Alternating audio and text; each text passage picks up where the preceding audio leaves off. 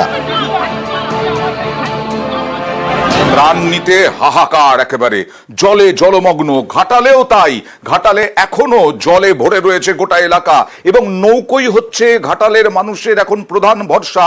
সেই ঘাটালে নৌকো উল্টে গেল এবং রোগী নিয়ে যাচ্ছিল সেই নৌকো উল্টে দুর্ঘটনা। দেখুন।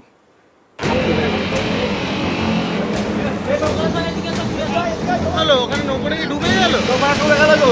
এটা ডায়ালিসিস পেশেন্ট আসছিল, ডুবে গেছে। ব্যাগ পত্র সব আছে নাকি জানি না। পশ্চিম মেদিনীপুরের ঘাটাল এখন ভাসছে। এরই মধ্যে ঝমঝমিয়ে বৃষ্টি।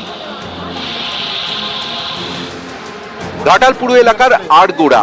এখানকার রাস্তায় জলের স্রোত, সেই স্রোতেই যাত্রীদের নিয়ে উল্টে যায় নৌকা। তাদের কোনো ক্রমে উদ্ধার করা হয়। নাকানি চোবানি খেতে হয় যাত্রীদের। দাদা কি নৌকোটা ডুবে গেল? কি হয়েছে? ওনার কোথায় নিয়ে যাবেন ওনাকে? ডায়ালিসিস করতে লাগছে, কিডনি পেশেন্ট। ঘাটালের বিভিন্ন জায়গা থেকে একটু একটু করে জল নামছে। নিচু এলাকা এখনো ডুবে। পুজো মণ্ডপেও জল জমা, জলে বাড়ছে দুর্ভোগ। এলাকায় ত্রাণ বিলি করেন প্রশাসনের আধিকারিকরা। বন্যার পরিস্থিতি বলতে আস্তে আস্তে করে কমছে। নিচের দিকে যত যাবেন তত জল আরো আছে এবং কমতে কমতে এটা দিন 5-6 লাগবে যদি না কোনো প্রাকৃতিক দুর্যোগ হয়। একই ছবি পশ্চিম মেদিনীপুরের ডেবরায়। এখানে কাঁসাই নদীর জলস্তর কিছুটা নেমেছে, এখনো বিস্তীর্ণ এলাকা জলমগ্ন। ত্রিলোচনপুর, চক অর্জুনী, খাজুরি, বীরসিংহ সহ বেশ কয়েকটি এলাকা ভাসছে। এরই মধ্যে মাটির বাড়ি ভেঙে বিপত্তি। ত্রাণ শিবিরে উঠেছেন অনেকে। বানবাসী এলাকায় ত্রাণ বিলি করেন মন্ত্রী, বিধায়করা।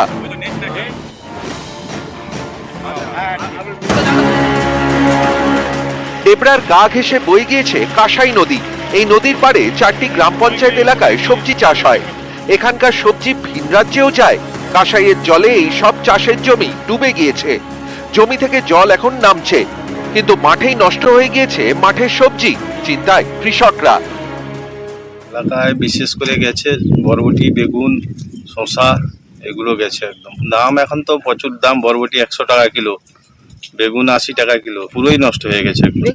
বন্যার জন্য সব সবজির দাম খুব ঊর্ধ্বমুখী, যার জন্য সাধারণ মানুষ তা কিনতে পারছে না। সাধারণ মানুষের ক্ষেত্রে এই সবজি কেনাটা খুব দূর ব্যাপার হয়ে যায়। নিউজ 18 বাংলা। ইতিমধ্যেই রাজ্য সরকার দামোদর ভ্যালি কর্পোরেশন থেকে তাদের প্রতিনিধি প্রত্যাহার করে নিয়েছে। আজকে বোলপুরে দাঁড়িয়ে সেই ডিভিসি কে আরো একবার তোপ দাগলেন মুখ্যমন্ত্রী মমতা বন্দ্যোপাধ্যায়। সবই তো নিয়ে গেছে কলকাতা থেকে সরিয়ে। কলকাতায় একটা বিল্ডিং পড়ে থাকবে আর কলকাতার কথা শুনবে না, আর বাংলায় জল ছাড়বে, লোক মারবে। মানুষ আগে না ওর একটা বিল্ডিং এর কাঠামো আগে?